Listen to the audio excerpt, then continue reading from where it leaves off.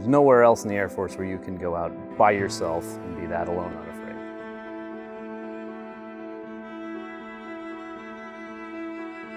I think it's just a great airplane. The fact that they could design something that essentially in the 50s that is still around flying, they've modified it heavily since then, but essentially designed from the 1950s. So solidly built and just a great airplane that stood the test of time, and it's just really fun to fly.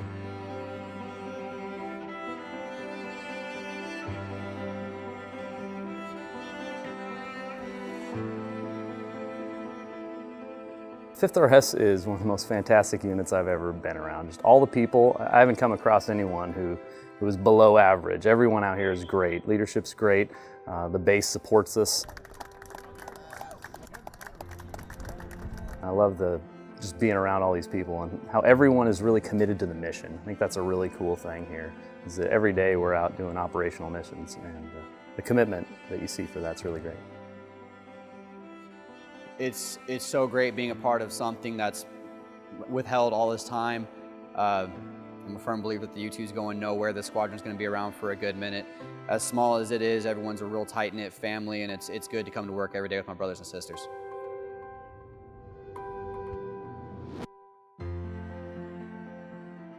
It's an old airframe, so as with any other thing that you have that's old, there's going to be a lot of upkeep, a lot of things that wear out.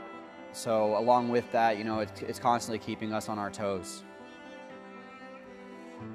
Everyone has their own unique mission, especially with this airframe. You have a lot of different systems that are on it. So you have a lot of civilian counterparts that are out there working it, along with the different avionics crews, your electrics and environmental, as well as your crew chiefs who are going through. They'll be on the comm set relaying between the pilot on the ground what is and needs to be happening, and everyone else out there is kind of supporting them get those things accomplished, as well as launching out the jet itself.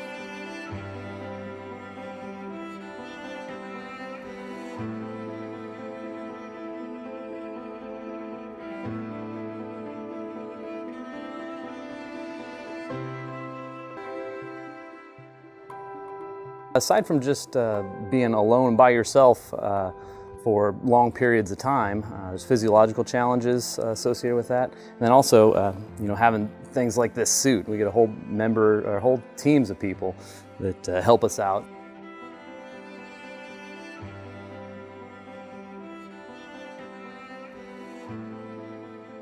The little car is known as a mobile. It's the chase car that comes in at very high speeds, taking that turn onto the runway very rapidly as we come in to do our landings. They're sort of our eyes and ears on the outside of the jet. When you're in this suit and you have the helmet on, your peripheral vision's sort of occluded.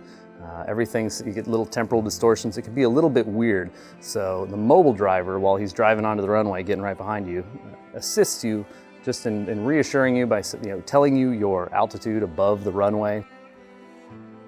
It's also a qualified pilot in that car, so they're going to kind of know what actions you should be taking if something looks out of place, and they can help guide you back to landing the jet safely.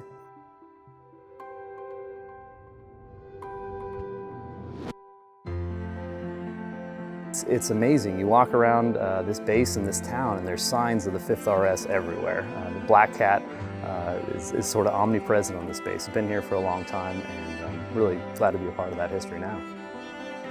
It brings me great pride to be able to be one of the very small percentages within the Air Force to crew this specific awesome old airframe.